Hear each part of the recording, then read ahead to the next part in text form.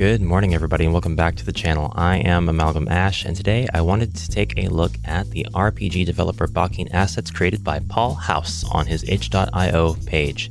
These are a collection of 24 terrains ready to use in Bakin, including swamp, ground, water, brick walls, just all kinds of different things that we're going to take a look at here in the engine in just a moment. You can buy these at $5 Canadian, 99 cents. And of note, on Hawse's itch, we don't have a lot of content here yet, but we do have this Bakin asset pack and a link to his YouTube channel. And I would suggest checking out the YouTube channel because what we have here are devlogs for his Bakin project. This is the sort of thing that I love seeing, and I really need to catch up on these devlogs so I can see what this project is all about. This screenshot here in particular really intrigued me. I love the skybox, the sort of barrier surrounding the city vibe that I'm getting, the mech-looking main character, and the combination of assets that have been put together to make this scene. It looks just like a coastal city that's ready to be attacked by a kaiju of some sort. This thing looks really, really cool just as is, so I need to see what this project is all about. So one of the first things that we notice when we open up this zip file is the license that is contained therein, along with the 12 folders that represent the different categories of tiles that we get. This is licensed under free and open source use to use as you need freely in any project, commercial or otherwise, as you decide. Unless otherwise given permission by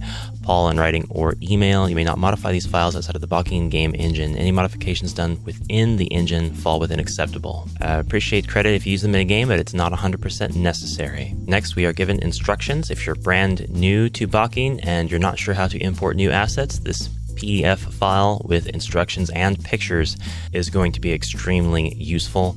I've read through this, it all makes sense, it's all good. And just a reminder to check out his itch.io page, follow that so you can be aware of when new packs are released, or subscribe to his YouTube channel, or do both, so you can catch those devlog videos and also see any announcements related to asset packs or other products that you might be interested in. Importing them is easy. We're just going to go to our resources menu. It's already got terrains selected by default. We click the add button, navigate to the folder where these are located, which will be wherever you downloaded the zip file and unzipped it, and here we go. You can see that we've got albedos, and a lot of these tiles also have their normals. You don't have to import the normals. If you import the albedos, they will actually bring the normals with them and kind of assign them. After you've imported your tiles, don't forget you can go over to the right side of the screen and change the material maps, the normal maps if applicable. So for this blue metal sea container tile, I'm actually going to select metal for the material map, and then you can also check whether these are traversable, whether they are liquid, and whether you want round corners or sound effects. All right, now we're just going to tour this map that I made with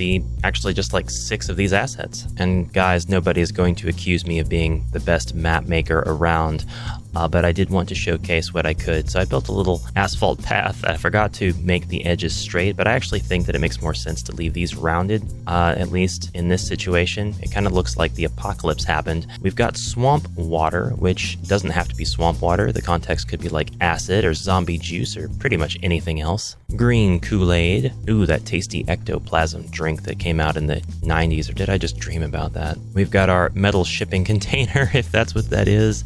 That's how I interpreted it. I think it looks really cool. It's kind of amusing that this would be a tile rather than an object. It doesn't really matter. It's really cool and usable anyway. The only downside is you don't get to stack them if they are shipping containers. Welcome to the Room of Gore. I'm not entirely sure why. I wish this was animated, but that may be more of a poor reflection of my own character and strange base desires than it is the limitations of the asset pack. Anyway, I don't say this lightly. This brick wall with the ivy might be one of my favorite assets ever. It actually looks great. This whole asset pack is reminding me of like Zombies Ate My Neighbors and how easy it would be to make a Zombies Ate My Neighbors fan game just using these assets, because we've got all the most important parts here. But that is what this wall kind of reminds me of. And there are actually 2 other tiles with different configurations of ivy and brick, so you don't have to have a repeating pattern like I have here, but this on its own does look really, really cool in my opinion. I've also got the cave wall, or one of the 3 cave walls, 2 or 3 cave walls